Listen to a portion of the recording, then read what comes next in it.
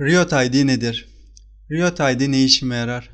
Bir e-sporcunun ismini kullanabilir miyim? Valorant çıkınca ismim ne olacak? LoL'deki sihirdar adım ne olacak? Riot Games'in tüm oyunlarda kullanabilir miyim? Riot ID, sihirdar adı, kullanıcı adı, aklım allak bullak oldu diyorsanız doğru videoya geldiniz. Gelin birlikte Riot ID belirlemeden önce bu soruları cevaplayalım. Daha sonra Riot ID'mizi belirleyelim. Riot Games'in bu konu üzerinde yayınladığı makale var. Ona hızlıca bir göz atalım. Burada Riot ID nedir diyor bize. Riot ID'yi gelecek nesil sihirdar adı olarak tanımlıyorlar. Neden böyle bir tanımlama yapıyorlar? Riot Games'in tek oyunu LoL değil. LoL'ün yanında birçok oyun çıkarmakta ve çıkarmaya devam etmekte. Bunun için her oyunda bir oyun içi ad almamız gerekiyor. Mesela LoL gibi bir oyunda milyonlarca kişi var ve her birinin bir oyun içi adı var. Oyuna yeni üye olan biri oyuna girdiği zaman oyun içi ad almakta sıkıntı çekebilir. Mesela ben oyuna girdim. Oyun içi ad olarak Ali almak istiyorum. Oraya Ali yazdığım zaman bu kabul edilmeyecek. Çünkü benden önce biri Ali ismini aldı. Onun için Ali 1 2 3 4 5 Ali bilmem bir şeyler yazmam gerekiyor. Saçma sapan istemediğim şeyleri yazmam gerekiyor da istemediğim oyun içi adları almam gerekiyor. Riot Games buna odaklanmış. Ben o ismi alacağım ve aldığım o oyun içi ismi bütün diğer oyunlarında kullanabileceğim. Bunun üzerinde durmuşlar. Peki bunu nasıl yapacağız? Bunu yapmamız için Riot ID sistemini geliştirmişler. Bildiğiniz gibi oyunlarda kullanılan birçok popüler oyun içi ad var. Sezar, Zeus. Bunun gibi birçok var yani. Bunları almak istediğiniz zaman alamıyorsunuz ama çok istiyorsunuz. Riot ID tam burada devreye giriyor. Siz oraya Merlin yazdınız diyelim. Normal şartlarda bu ismi alamayacaksınız veya hayran olduğunuz bir sporcunun ismini almak istiyorsunuz. Oraya yazdığınız zaman daha önce alınmış olduğu için alamayacaksınız. Ama burada biz giriyoruz istediğimiz ismi. Ben şu an Merlin olarak girdiğimi varsayalım. Bunu birlikte yapacağız. Yani değiştirmeyi. Ancak önceden bilgi olsun diye anlatıyorum. Merlin'i yazdık. Yanına kare koyacağız. Yanına 3 ila 5 haneli bir rakam gireceğiz. Bunu neden yapıyoruz? Ya da madem rakam gireceğiz niye bu kadar uğraşıyor diyor olabilirsiniz. Ancak Merlin kare yazdığımız zaman kare ve sonrası oyun içinde gözükmeyecek. Yani ben Merlin kare 00 yazdığım zaman oyun içinde sadece Merlin gözükecek. Diğer kareden sonraki bütün rakamlar 3 ila 5 haneli bizim TC kimlik numaramız gibi olacak.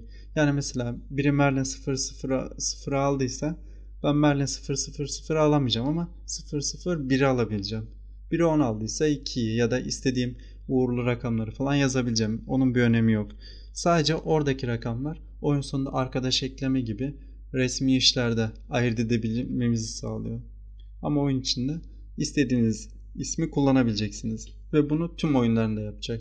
Temel aldıkları nokta bu. Burada Riot ID'mi nasıl değiştiririm diyor. Bunu birlikte yapacağız. Ancak diyor ki her 30 günde bir bedelsiz olarak değiştirebileceksin diyor. Sıkıldığınız zaman, istemediğiniz zaman veya herden sonraki rakam beğenmiyorsanız, onu çabuk unutuyorsanız hatırlayabileceğiniz rakamı 30 günde bir değiştirebileceksiniz. Riot ID'm sihirdar adımın yerine mi geçecek? Burada diyor ki LoL bizim bebeğimiz, Vasa, çetrefilli bebeğimiz. Bunu sihirdar adlarına çevirmemiz zaman alacak ama asıl sıkıntı diyor 2020'ye girmiş olmamız. Gerçekten özgün bir ad bulmak zor. Etiket kullanarak bunları yapabileceksiniz diyor kısaca bize. Ama şu an hani bunu LoL için hemen yapamayacaklar. Çünkü LoL 10 yıllık bir oyun. Hani milyonlarca oyuncusu var. Bunu yapmaları biraz zaman alacak ve daha öncelik verdiği konular var ve şu anki durum korona falan da buna etkili. O yüzden bu biraz LoL için sarkabilir. Ama Riot Games'in yeni yaptığı oyunlarda, yeni gelecek oyunlarda bu konuda çalışıyorlar ve Valorant gibi mesela şu an kapalı betası açıldı. Bunu görebilmekteyiz. Bu Riot ID kullanarak ismimizi alabiliyoruz. Bunlar sihirdar adlarım yerine ne zaman geçecek diyor. Kesin tarih veremeyiz. 2021'i düşünüyoruz. Tabi o zamana kadar bu tarihi değiştirmemizi gerektirecek milyon tane şey gerçekleşebilir diyor. Bunun içinde korona da var. Mevcut sihirdar adımızı kaybetmekten korkmayın diyor. Bu konuda çok esnek olacağımız için sadece yanına kare koyup rakamlar değiştirebilirsiniz diyor. O kadar. Şimdi birlikte Riot ID almaya bakalım. Tarayıcımıza girip Riot giriş yazıyoruz. Buradan resmi sitesine giriyoruz.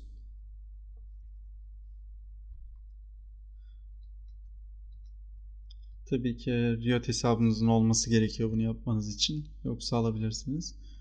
Güvenlik doğrulaması varsa hemen yapın. Evet, buradan sayfamıza giriyoruz. Burada gördüğünüz gibi hesabımın adı var. E-posta adresim Riot ID yazıyor.